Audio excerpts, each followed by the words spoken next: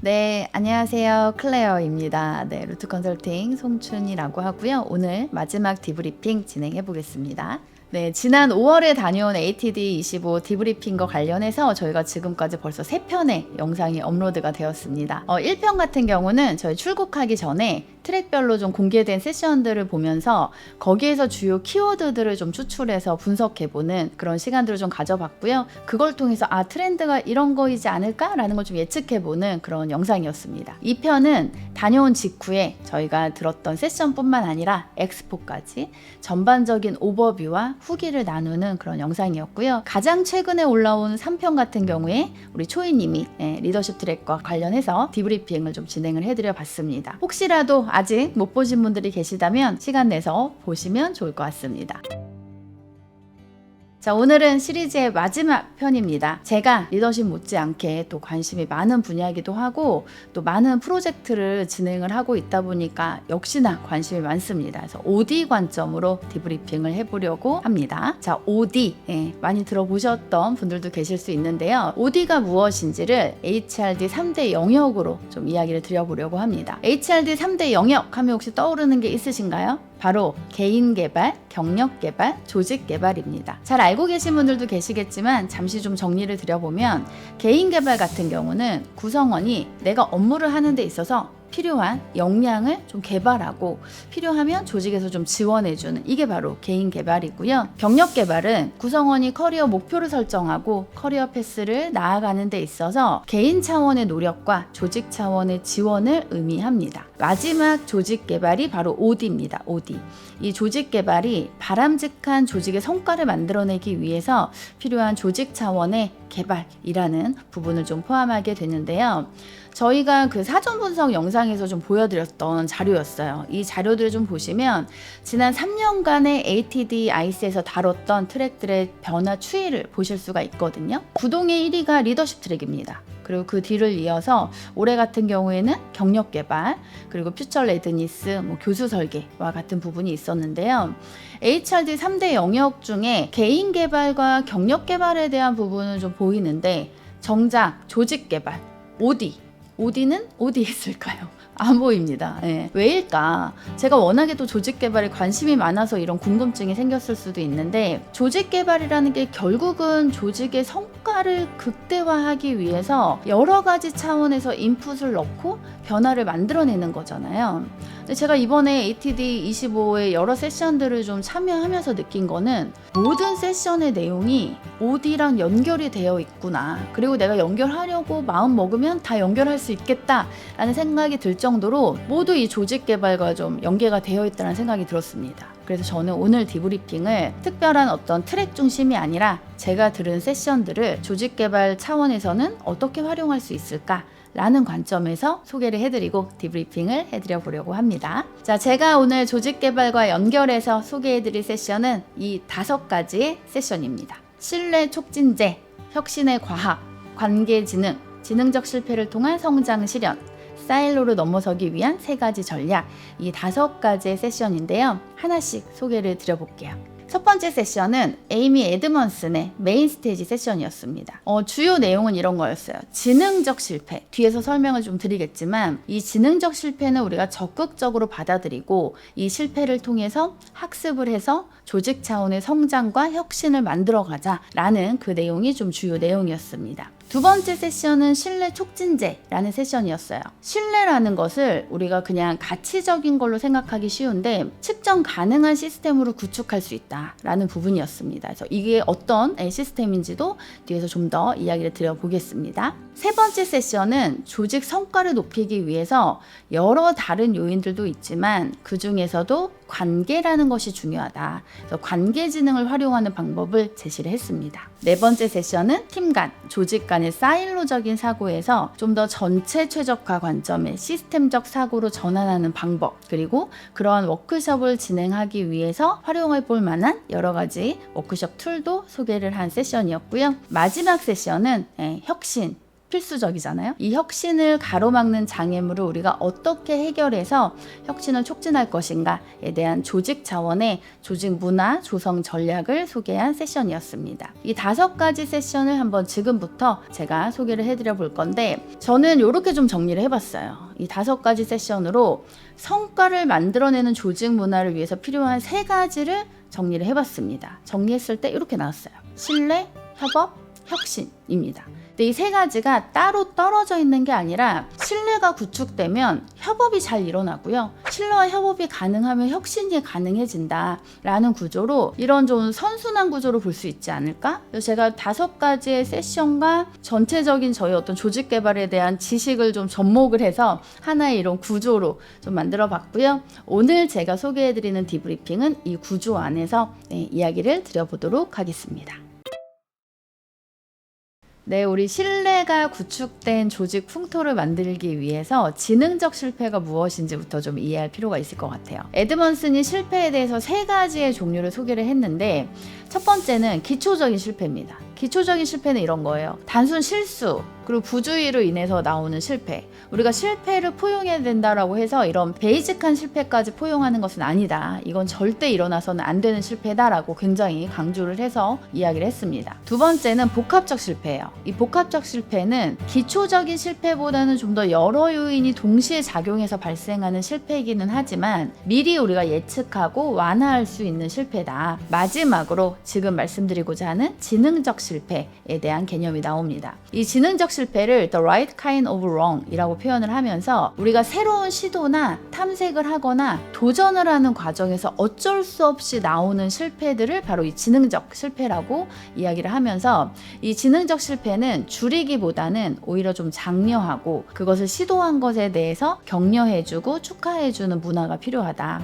이런 것들이 가능할 때 결국은 조직은 학습과 혁신이 일어난다라는 이야기를 하면서 이 지능적 실패의 개념을 소개를 했습니다. 그래서 저도 이제 이전에 심리적 안정감이나 이런 얘기들을 할 때는 실패를 포용하는 문화라고 했을 때 이 실패를 포용한다라는 게 어디까지를 의미하는 것인지 그 개념이 좀 모호할 때가 있었는데, 보다 좀 이 3가지 실패 종류를 통해서 명료해진 것 같다라는 생각이 좀 들더라고요. 이 이야기를 할 때 제가 굉장히 좀 인상 깊었던 이야기 중에 하나가, 정말 이 심리적 안정감이 성과랑 아주 막대한 상관관계가 있구나라는 걸 좀 느낄 수 있었던 사례가 있었는데요.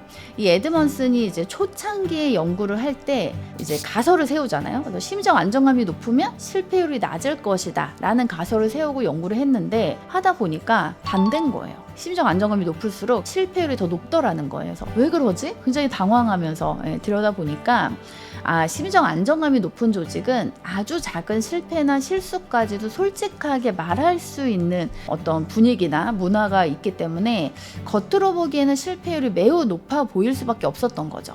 근데 그런 작은 실수나 실패에 대해서도 나누면서 서로 학습하고 성장해 나가고 개선해 나갈 수 있는 기회를 갖게 되면서 결국은 성과에 좀 긍정적인 영향을 미치더라라는 결과를 좀 소개를 해줬고요. 반대로 심리적 안정감이 낮은 조직 같은 경우는 실수나 실패를 은폐하려고 들기 때문에 당장에는 실패율이 좀 낮아 보일 수는 있지만 그 실패나 실수가 회복되거나 개선할 수 있는 기회를 놓치게 돼서 조직 차원에서는 굉장히 더 큰 손실로 이어지는 경우가 많다라는 그런 이야기가 되게 인상적이었어요. 그래서 우리가 심리적 안정감이 높다라고 해서 실패율이 낮은 것이 아니라 더 그 실패를 통해서 많이 배우고자 하는 게 중요하구나라는 것들을 또 느낄 수가 있었거든요. 그래서 이제 저희 화면에 보이는 그래프처럼, 그럼 조직의 성과를 높이는 이런 학습과 혁신이 가능한 러닝존에 머물게 하기 위해서 우리는 무엇을 해야 될까라는 부분에서 에드먼슨이 3단계 접근법을 제시했습니다. 네, 이 에드먼슨이 지능적 실패를 통한 성장 실현법을 3단계로 소개를 했는데요. 단계별로 좀 이야기를 드려보겠습니다. 첫 번째 단계는 무대를 설정하는 단계입니다. 이 무대를 설정하는 set the stage 단계는 우리가 지능적 실패를 통해서 성장과 혁신과 도전을 해야 하는 목적을 강조하는 것, 그리고 이런 도전을 해야만 하는 어떤 이유를 우리가 처한 환경이나 상황에 대한 맥락을 인식하게 하는 것이 첫 번째 단계입니다. 화면에 단순해 보이는 이 문구들이 무대 설정하는 데 있어서 효과적이었던 강력한 목적의 사례들인데요. 무대 설정을 하려면 우리 조직이 이것에 왜 도전해야 되는지 그 명확한 이유가 조직 안에 공유가 되어 있어야 실행으로 나아갈 수 있고요. 또는 변화나 불확실성, 이런 환경에 대한 긴박감을 공유함으로써 동기를 유발해서 이 맥락에 좀 더 주목하게 만들 수도 있습니다. 자, 2단계는 탐색으로 초대하라 입니다. 이 탐색으로 초대하라 라는 것은 탐색할 수 있도록 좋은 질문을 해주고요. 그리고 그 탐색을 시도해 볼 수 있도록 안전한 실험실을 마련을 해주는 겁니다. 그리고 실패 유형을 구분해서 앞서 말씀드린 것처럼 베이직한 실패는 없어야 되고, 그리고 줄일 수 있는 실패는 줄이고, 이런 시도를 통한 실패, 즉 지능적 실패는 허용하는 기준을 명확하게 하는 것으로 탐색으로 초대를 해볼 수가 있습니다. 이 좋은 질문에 대한 부분을 상당히 좀 강조를 했는데요. 좋은 질문이라는 것은 우리가 중요한 주제에 집중하면서 생각해보고 이것에 대해서 말할 수 있는 여지를 만들어주는 질문을 좋은 질문이라고 합니다. 그러면서 두 가지 관점으로 논의를 좀 넓게 확장시킬 수 있는 질문과 깊게 심화해서 들어가는 질문으로 나누어서 몇 가지의 질문 풀을 좀 소개를 해주고 있습니다. 이 질문들은 결국은 우리가 사고가 확장이 되고 내가 생각하지 못했던 다양한 관점들을 좀 탐색함으로써 결국은 우리가 성과 창출을 만들어낼 수 있는 그 기반으로 갈 수 있지 않을까라는 생각이 들어요. 자, 마지막 3단계는 대응과 강화의 단계입니다. 이 대응과 강화의 단계에서는 스마트한 실패, 즉 지능적 실패에 대해서는 환영하라, 긍정적인 피드백을 주는 거죠. 그리고 실패의 교훈을 널리 공유해서 레슨런을 좀 활용하면서 서로에게 학습의 기회를 마련해 줄 수가 있습니다. 마지막으로 실수나 실패를 고백한 것에 대해서 긍정 보상을 줌으로써 이후에도 우리가 문화적으로 솔직하게 실패를 고백할 수 있는 그러한 조직 문화로 만들어갈 수 있는 부분이 바로 스텝 3에 대한 내용이었습니다. 자, 여기까지 우리가 신뢰를 구축하기 위해서 이 지능적 실패라는 개념을 어떻게 활용할 수 있을까라는 부분을 좀 이야기를 드렸고요. 두 번째는 우리가 신뢰를 어떤 측정할 수 있는 시스템으로 구축할 수 있는 부분입니다. 신뢰 가치 시스템이라는 건데요. 이 신뢰 가치 시스템이 무엇이냐면 각각의 조직이 가지고 있는 특성, 팀이 가지고 있는 특성을 반영을 해서 우리만의 신뢰 가치에 대한 시스템을 구축하는 겁니다. 이런 식으로 하는 거예요. 첫 번째는 핵심 원칙을 세우는 겁니다. 우리 팀 조직에서 가장 중요하게 생각하는 원칙이 무엇인지, 예를 들면 협업, 뭐 이렇게 해볼 수 있겠죠. 자, 그러면 이 핵심 원칙을 우리가 실행하는 행동은 무엇인지를 정립합니다. 협업을 실행하기 위해서 우리가 하는 여러 가지 행동이 있겠지만, 예를 들면 뭐 정기적으로 동료 간의 커뮤니케이션을 통해서 우리가 협업을 높인다라고 할 수도 있죠. 자, 그러면 이 동료 간의 커뮤니케이션이라는 것을 어떻게 측정 가능한 지표로 만들 수 있을까라는 부분에서는 기간, 매월 5x5 동료 간의 대화 실행을 한다 라는 것으로 보다 구체적으로 수립을 해볼 수가 있습니다. 자, 예시긴 하지만 이 5x5 대화가 저는 굉장히 괜찮았거든요. 그래서 이걸 좀 소개를 드리고 싶어요. 이게 무엇이냐면 리더와 구성원이 원온원을 하잖아요. 이런 것처럼 구성원과 구성원 간에도 원온원이 필요하다라는 거예요. 그래서 주기적으로 구성원들도 1대1로 좀 만나는 게 필요하다. 그것을 좀 더 효과적으로 하기 위해서 이런 신뢰와 관련된 질문들을 5가지 구성을 해서 같은 질문을 서로 좀 주고받는 이런 루틴을 만드는 겁니다. 예를 들면 이번 달에 혹시 내가 누구누구를 조금 더 도와줄 수 있는 방법이 있을까요? 그러면 저는 이런 게 좀 도움이 필요할 것 같아요. 아, 그래요? 혹시 뭐 님은 어떠세요? 저도 이런 게 좀 필요할 것 같아요 라고 하면서 결국은 핵심 원칙이었던 협업이라는 부분이 강화될 수 있는 그러한 지표가 될 수 있는 거죠. 그래서 이런 식으로 우리 팀이 협업을 강화하기 위해서 또는 우리의 핵심 원칙을 강화하기 위해서 어떠한 행동을 할 수 있고 그 행동은 어떻게 측정할 수 있을까라는 것을 구축하는 것이 신뢰 가치 시스템입니다. 이런 것들을 우리 팀에 맞게, 조직에 맞게 구축을 해보실 수 있을 것 같아요. 자, 그 다음에 이제 신뢰를 구축하는 그 방법을 보다 실천적인 관점에서 3가지로 제시를 하고 있습니다. 첫 번째는 내 자신이 나 스스로 실천함으로써 신뢰를 구축하는 방법. 그리고 1대1의 관계에서 신뢰를 쌓는 방법. 마지막, 우리 조직, 팀 단위에서 함께 좀 문화적인 측면으로 만들어갈 수 있는 그러한 신뢰는 어떻게 할 수 있을지에 대한 방법을 소개를 하고 있는데요. 첫 번째, 나 자신에서 시작하는 신뢰는 여러 가지 방법들을 공유를 하고 있습니다.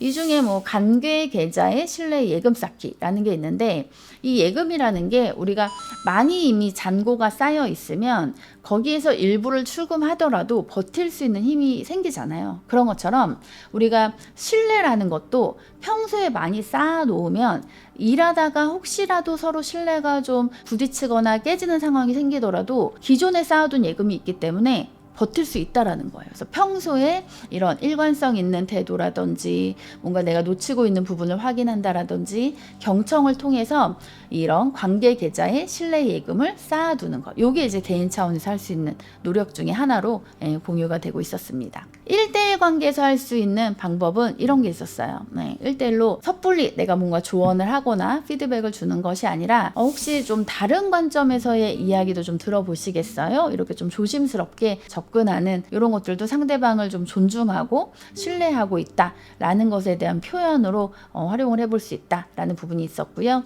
그리고 조금 전에 소개해드렸던 5x5 대화, 이런 1대1 대화를 통해서도 신뢰를 만들어 갈 수가 있습니다. 마지막은 팀과 조직 차원의 신뢰를 쌓아가는 문화로 만드는 부분입니다. 앞서서 심리적 안정감에서 얘기 나왔던 것처럼 잘 모르겠어요. 또는 제가 이런 거 좀 실수한 것 같아요. 라는 것에 대해서 솔직하게 말할 수 있는 문화를 만드는 것이고요. 윈뱅크라는 걸 소개를 했는데 성공 경험 뱅크입니다. 그래서 우리 팀에서의 성공 경험들을 좀 계속 누적을 하면서 이런 부분들을 좀 공유할 수 있도록 하는 걸 통해서 우리가 좀 더 신뢰를 쌓을 수 있는 방법으로 이렇게 제시를 하고 있었습니다. 신뢰를 구축하는 데 있어서 내가 먼저 실천할 부분, 그리고 1대1 관계에서 만들어갈 수 있는 부분, 우리 팀과 조직 차원에서 할 수 있는 조금씩 확장해 나가면서 이런 신뢰 구축 방법을 제시한 부분도 좀 신선했던 것 같아요. 이런 부분들도 함께 좀 소개를 해드리고 싶었습니다. 자, 여기까지 신뢰가 구축된 조직 풍토와 관련해서 말씀을 드렸고요. 두 번째, 협업에 대한 이야기 드려보겠습니다. 자, 협업은 제가 좀 2가지로 나눠서 정리를 해드려 봤습니다. 첫 번째는 우리 팀 내에서의 협업, 그리고 두 번째는 팀 간 또는 조직 간의 협업, 이렇게 나눠서 좀 볼 수가 있을 것 같거든요. 자, 먼저 팀 내 협업에 대한 부분을 좀 이야기를 드릴 건데요. 제가 들었던 그 관계지능이라는 세션에서 여러 연구 결과를 좀 공유를 했는데, 결국은 팀의 성공은 어떤 스킬이나 역량보다는 사람 간의 관계에서 시작이 된다고 하더라고요. 그래서 이 세션에서 공유한 결과에 의하면 팀 내 갈등의 주요 원인을 성격 차이나 또는 서로의 일하는 방식의 차이점 때문에 발생하고 있다라고 이야기하고 있고요. 팀에서의 성과 중 거의 절반은 관계의 질에 의해서 결정이 된대요. 예를 들면 내가 동료들에게 이해받고 있는 느낌을 느끼는지, 또는 서로에 대해서 호의적인 의견을 가지고 있는지, 갈등이 생겼을 때 빠르게 갈등을 해결하는지, 이런 부분들이 우리의 성과에도 영향을 미친다라는 거죠. 마지막으로 타인에 대해서 긍정 관점을 가진 사람이 그렇지 않은 사람들보다 솔직하게 자기 표현을 할 가능성이 5배 높다고 합니다.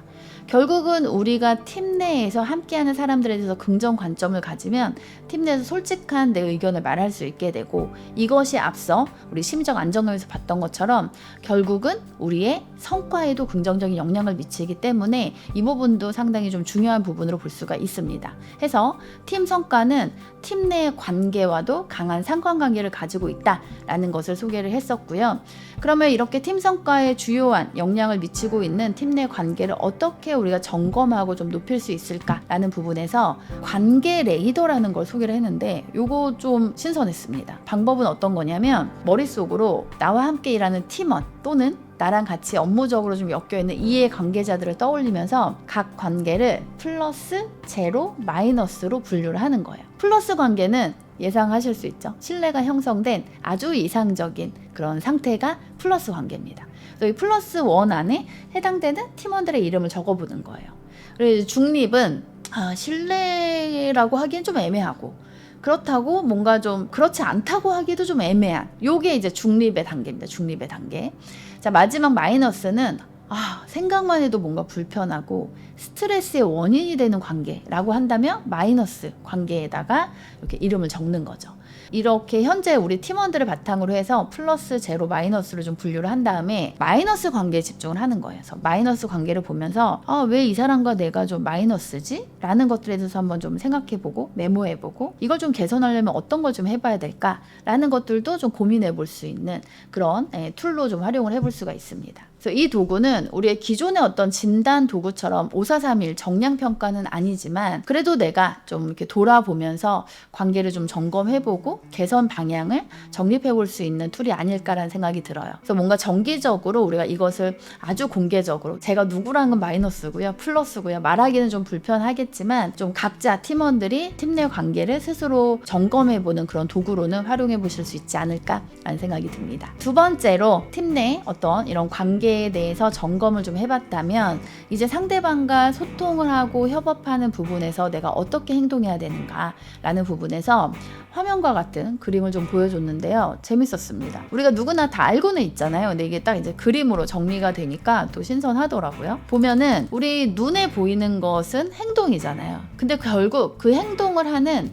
보이지 않는 의도가 있다라는 거예요. 동기가 있다라는 겁니다. 그래서 결국은 우리가 관계지능을 높이려면 그 사람이 하는 행동을 넘어서 왜 그렇게 행동을 했을까라는 의도를 보려는 노력이 필요하다라는 이야기를 좀 하고 있습니다. 그리고 여기서 한 단계 더 나아가서 이 사람은 분명히 좋은 의도를 갖고 있을 거야. 선한 의도를 갖고 있을 거야. 라는 신뢰에서 시작한다면 관계지능을 쉽게 높일 수 있다.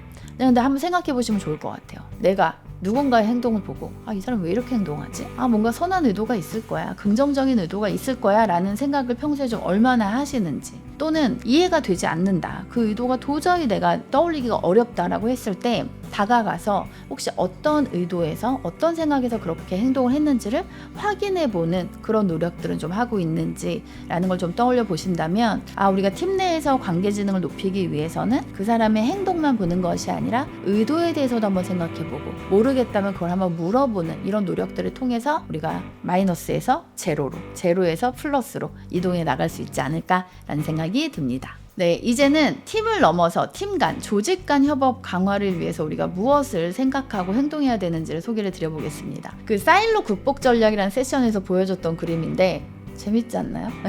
한 배에 타 있는데 배의 한쪽 구멍에 이제 막 물이 들이차고 있는 거죠. 그래서 그 구멍에 가까운 사람들은 막 퍼내기 바쁩니다. 근데 이제 구멍과 조금 멀리 있는 사람들은 아주 천하태평이에요. 실제 우리 조직에서도 좀 이런 모습들이 일어나고 있지 않을까라는 생각이 좀 드는데요. 많은 경우 우리는 이렇게 부분 최적화에 빠져서 내 팀 문제 아니면 돼, 내 파트 문제 아니면 돼, 내 일 아니면 돼 라는 생각을 하게 되는데 이게 정말 위험하다라는 거죠. 조직 전체, 이 배가 어떻게 되겠어요? 결국은 나에게도 임팩이 있는데 그걸 놓치고 내 팀 아니니까 괜찮아 라는 생각이 굉장히 위험에 빠뜨릴 수 있다 라는 그런 그림이었는데 굉장히 인사이트가 있었습니다. 해서 우리가 내 것만 보는 이런 사일로적인 사고방식을 좀 벗어나서 전체 최적화 관점에서의 시스템적인 사고방식을 가질 때 결국은 이 사일로를 부실 수 있다라는 그런 이야기를 좀 하면서 이 사일로를 넘기 위해서는 현재 우리의 협업 수준이 어떤지를 좀 확인해 볼 수 있는 툴을 소개를 해줬어요. 협업 사다리라는 활동이었거든요. 화면을 보이시는 것처럼 이렇게 사다리 모양이 있습니다. 사다리는 5계단이 있어요. 5단계로 구성이 되어 있는데 가장 낮은 수준은 아주 최소한의 커뮤니케이션만 하는 단계입니다. 거의 소통이 단절되어 있는 상태라고 볼 수 있죠. 두 번째 단계는 서로가 필요한 게 있으면 필요한 정보를 공유하는 수준. 근데 이 2단계도 우리가 사일로를 넘어서게 되면 보다 시의적절하게 빠르게 정보 공유가 가능해질 수 있기 때문에 여전히 좀 아쉽다라고 볼 수 있고요. 세 번째 단계는 동료를 고객처럼 대한다라는 겁니다. 이게 어떤 의미인지 제가 이제 영어로 하다 보니까 어떤 의미일까라고 이제 한국에 들어와서 학습을 열심히 했어요. 그때 어떤 얘기냐면 고객이 나에게 뭔가를 요청합니다. 그러면 어떻게 듣나요, 우리는? 대부분 경청하고 존중하면서 고객의 요청을 내가 들어줘야지 어떻게 하면 들어줄 수 있을까라는 생각을 가지고 듣는데 다른 팀의 요청사항은 그렇게 듣지 않는다는 거죠. 그래서 우리 동료를 고객처럼 생각하라라는 것은 동료의 요청 사항에 대해서도 고객이 요청한 것처럼 최대한 내가 어떻게 하면 이것을 도와줄 수 있을까라는 관점에서 좀 듣고 있는지, 이게 이제 3번째 단계입니다. 아주 훌륭하죠. 이 정도만 돼도. 4번째 단계는 공동 계획을 수립하는 단계예요. 그래서 업무를 함께 설계하고 뭐 일정이라든지 우선순위라든지 아니면 필요한 자원들을 배분하는 것 등등 함께 조율해 나가는, 이게 이제 4단계입니다. 마지막 단계는 전체 목표를 위해서 서로 역할을 나누고 결과에 대해서도 함께 책임지는 그런 수준이 최종 5단계 수준이라고 볼 수 있어요. 협업 사다리가 이렇게 5단계로 구성이 되어 있는데 현재 우리는 어떤 단계인지를 먼저 생각을 해보는 거예요. 그 다음에 각각의 단계별로 방해 요인을 한번 공유를 하는 겁니다. 예를 들면 우리가 지금 1단계에 머물고 있다, 2단계로 왜 가지 못하느냐라고 했을 때 우리 다른 팀에 뭘 필요로 하는지 몰라요. 몰라서 공유를 못하는 거예요. 공유를 안 하려고 하는 게 아니라 이런 어떤 방해 요인을 나눌 수 있죠. 또는 동료를 고객처럼 생각하는 게 어려워요. 왜요? 우리는 팀 간 경쟁인데요. 성과를 나눠 가질 수가 없는데요. 뭐 이러한 어떤 구조적인 얘기를 하기도 합니다. 또는 공동 책임 공유에 대해서는 그건 제 일이 아닌데요. 왜 함께 책임져야 하죠? 라는 생각을 할 수 있다는 거죠. 이런 방해 요인들을 좀 아이데이션을 하고 방해 요인을 좀 줄이기 위해서 그러면은 우리는 어떻게 해야 될까? 그 해소하는 방안에 대해서도 논의를 해볼 수가 있습니다. 예를 들면 그건 제 일이 아니에요 라고 느껴진다면 어떻게 우리가 관점이나 생각이나 행동을 바꿔야 될까? 대그림처럼 이것이 장기적으로 나에게 어떠한 임팩트가 있는지 이런 것들 생각해 본다면 단순히 내 일이 아니라고 생각하기는 좀 어려울 거죠. 이런 부분들을 좀 우리가 고민하면서 사일로를 해소할 수 있는 방안들을 논의해 보게 하는 이런 워크숍들을 좀 진행할 수 있을 것 같아요.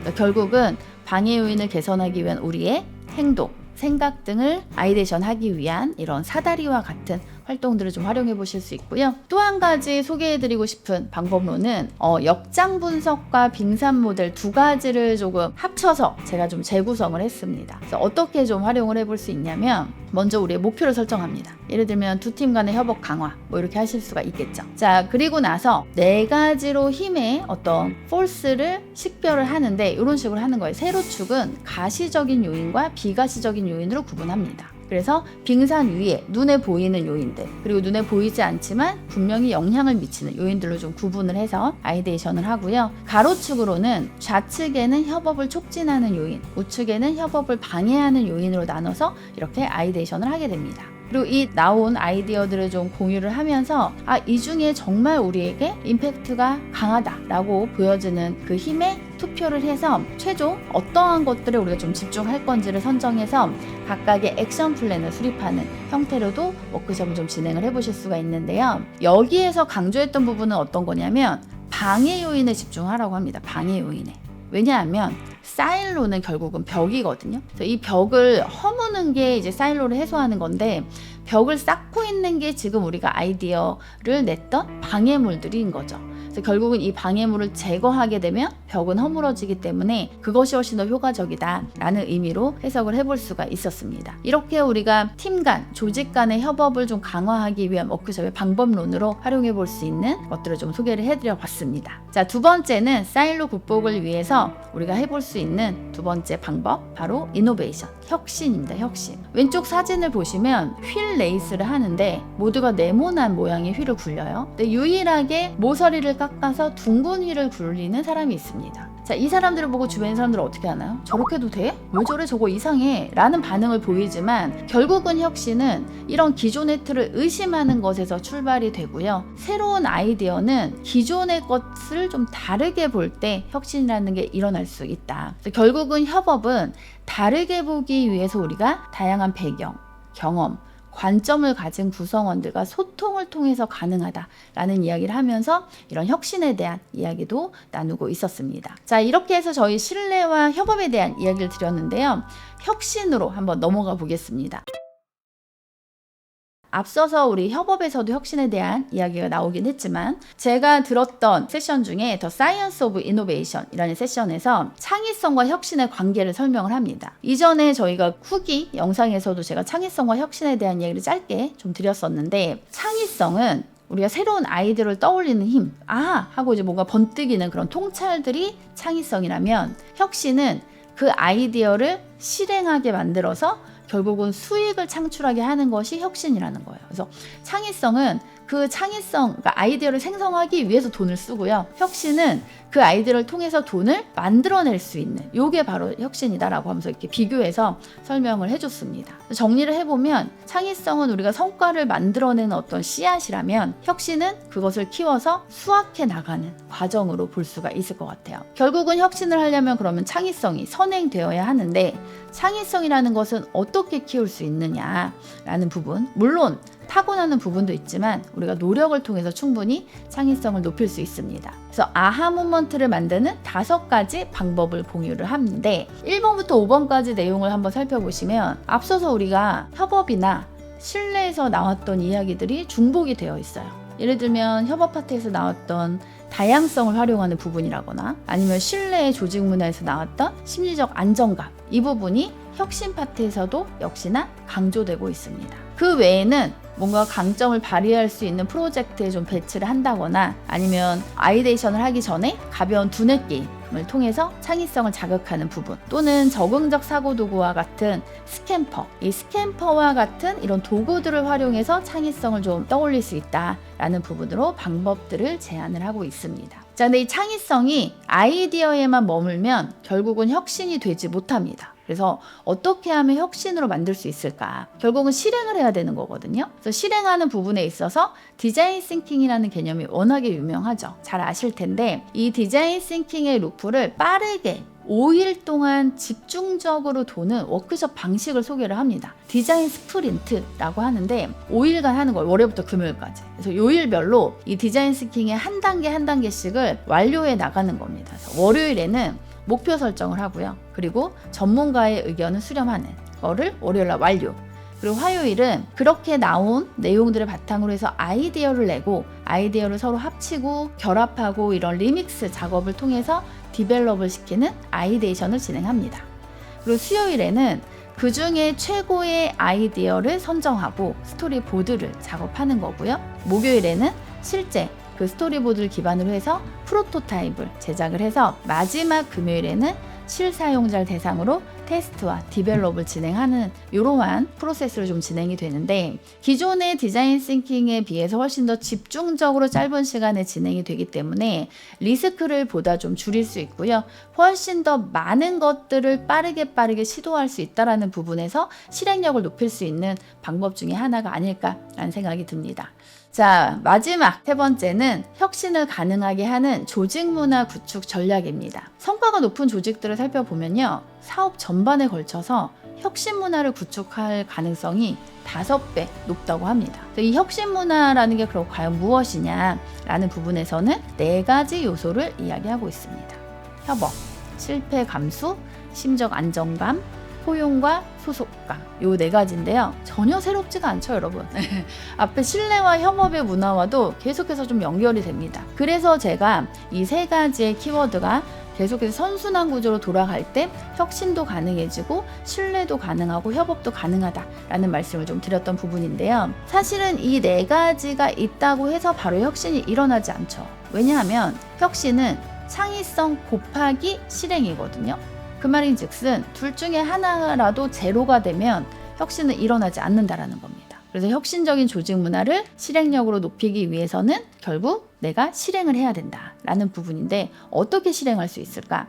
앞서서 봤던 디자인 스프린트 같은 것들을 활용해 보실 수도 있을 거고요. 아니면 4 Discipline of Execution 이라는 책에서 나오는 4DX라는 방법론을 활용을 좀 해보실 수 있습니다. 이 4DS 방법론을 활용을 해서 우리가 실행이라는 근육을 좀 키울 수가 있는데, 이렇게 4단계예요. 첫 번째는 목표 설정입니다. 목표 설정. 우리가 반드시 달성해야 되는 단 하나의 목표를 설정을 합니다. 그리고 그 목표를 달성하기 위한 어떤 행동을 해야 되는지 행동 중심의 지표를 실행하는 거예요. 그리고 3번째로 가장 중요한 단계입니다. 정기적으로 이 행동이 잘 실행되고 있는지를 확인하고 점검하는 루틴을 가지고, 마지막으로 구성원 각자가 하는 그 약속과 결과에 대해서 책임지는 문화를 조성하는, 책임감을 강화하는 문화로까지 이어나가는 이 4단계를 제시를 하고 있는데요. 앞서 말씀드린 것처럼 이 중에서 가장 중요한 것은 3번째, 몰입 일정입니다. 팀이 정기적으로 하고 있는 것에 대해서 점검하고 다시 한번 약속을 공유하는 이러한 루틴을 통해서 우리가 실행력을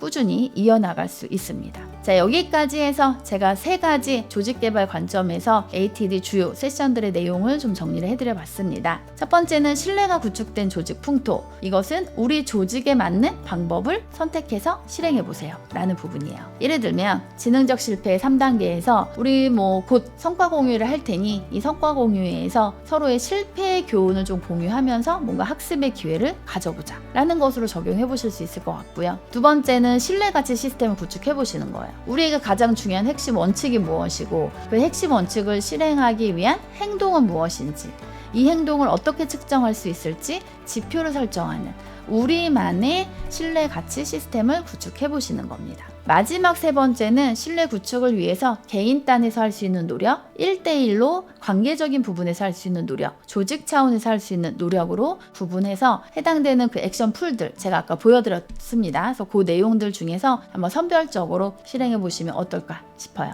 자, 두 번째는 조직 성공의 키는 협업이라는 부분입니다. 이거는 현재 우리 협업의 수준을 좀 점검을 하고 개선할 수 있는 솔루션을 도출하는 그러한 방법론을 적용해 보실 수 있으실 텐데요. 예를 들면 우리 관계 레이더 동그라미 3개로 그리는 거, 이 관계 레이더를 좀 그려보면서 현재 마이너스에 있는 이 사람과의 관계를 내가 플러스로 바꾸기 위해서 무엇을 할 수 있을까 라는 관점으로 관계 지능을 높일 수 있고요. 두 번째는 함께하는 팀원들을 좀 바라볼 때 행동만 보는 것이 아니라 그 의도를 한번 생각해 보시는 거, 그리고 그 의도를 좀 더 긍정적으로 해석해 보려는 노력, 그것도 안 된다면 물어보셔라. 어떤 생각에서 어떤 의도에서 그런 행동을 한 것인지 대화를 해보는 노력을 통해서 신뢰관계를 높일 수가 있고 결국은 관계지능이 높아져서 성과로까지 연결될 수 있었습니다. 마지막은 팀 간, 조직 간의 협업을 강화하기 위해서 제가 워크숍에서 활용할 수 있을 만한 협업 사다리라든지 역장 분석과 빙산 모델을 함께 소개를 해드려 봤습니다. 자, 마지막 혁신으로 만드는 조직 성과에서는 결국 혁신을 위해서는 선행되어야 하는 것이 창의성,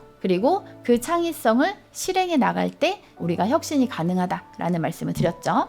그래서 창의성이라는 것은 구성원 각자가 가진 다양성을 적극적으로 활용할 수 있는 환경을 구축하는 것이 필요하고요. 그리고 우리 조직의 혁신을 실행하기 위해서 디자인 스플린트와 같은 그런 빠르게 실행해보는 이러한 구조들도 좀 활용해 보실 수 있겠습니다. 마지막으로 4DX 방법론을 통해서 한 번 하고 끝나는 것이 아니라 지속적으로 점검하고 새롭게 약속을 공유하는 루틴을 가져가는 부분을 통해서 혁신을 또 함께 실행해 볼 수 있지 않을까라는 생각이 듭니다. 자, 여기까지 해서 제가 주요 세션들을 조직 개발 관점에서 좀 정리를 해드려 봤고요. 이 중에 여러분들이 바로 해보실 수 있는 것들은 한번 적용해 보시고 우리 조직에서 좀 더 확산이 필요한 부분들은 디벨롭 해보시면 좋겠습니다. 자, 여기까지 디브리핑 마무리해 보겠습니다. 고맙습니다.